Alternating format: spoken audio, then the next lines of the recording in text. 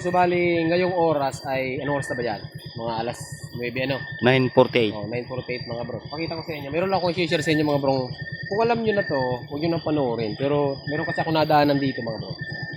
So ngayon pala mga bro, nandito tayo ngayon sa Magallanes. Hindi po yan Magallanes, Manila. So nandito tayo ngayon mga bro sa Magallanes, Sorsogon. No, Sorsogon po ito. So bali sa unahan natin is Bulag. So, meron ako nakita dito mga bro. Ito, kulay dilaw. Dito ka. Diyan ka. Kita ba? Oh. Kita ba? Ayan mga bro.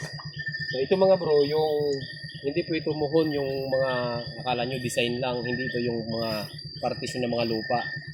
Ito mga bro, yung tinatawag na kilometer post. Ang tawag dito mga bro is kilometer post. Ano ba yung kilometer post?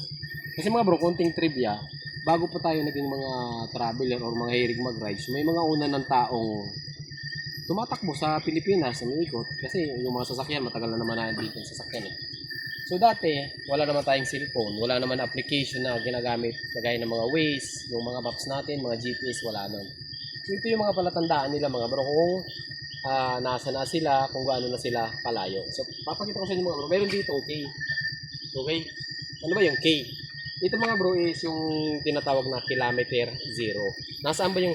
So siya nga pala mga bro, sa Pilipinas, yung Luz Biminda, mayroon po yung kilometer post or kilometer post. Meron tayong kilometer zero. Yung Luz Biminda mga bro, yun yung Luzon, Visayas at saka Mindanao. So ibig sabihin, sa buong Pilipinas, mayroon 3 kilometer post. Ay, kilometer zero. Meron tayong kilometer zero. Okay, so ngayon, nasa Luzon tayo mga bro. So, alam niyo naman yung Luzon, galing mula sa Ilocos Norte, Cagayan Valley, hanggang Bicol, sakop po yun ng Luzon. Okay, sakop po ng Luzon. Luzon muna tayo mga bro. So, itong K mga bro, ito nga yung, kita ba? No. Oh, ito nga yung mga bro, yung kilometer zero. Ang kilometer zero natin is, nasa, alam mo? Hindi. Luneta. Yun mga bro, yung kilometer zero natin. So, meron kayong number na makikita.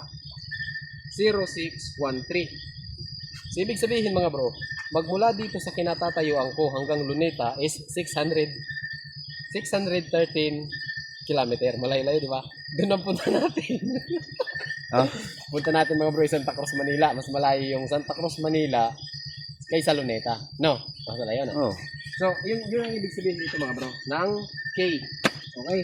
Yun ang ibig sabihin ng K. Ibig sabihin, magmula dito sa kinatayuan natin hanggang sa Luneta, kung yung kilometer zero is 613. Ayun, mayroong isang letter na kayo makikita. Kasi yun ang lagi. Pag nakakita kayo mga bro ng kilometer post, laging ganito. Ito naman mga bro, ito yung bayan. Kasi pauwi papunta tayo doon. Ito naman yung bayan na pupuntahan nyo. Ang ibig sabihin po ng M, ayun o, Magallanes. Okay, yun yung Magallanes. 14 kilometers na lang galing so, dito. Sabihin, magmula dito, 14 kilometers bago natin marating yung bayan ng Magallanes. Kaya mga bro, napakalaking tulong po ng kilometer post. Marami kayong makikita nito, halos bawat bayan sa mga gandang lugar, makakita kayo ng ganito. Ito po yung palatandaan dati, ng mga nagta-travel, yung mga, wala pa naman kasi dati mga cellphone eh. Wala lang, napagawa lang ako. Ang masama dito mga bro, ang babiyahin natin, 613 kilometers. At yung gamit natin ng motor pala, ito, Smash.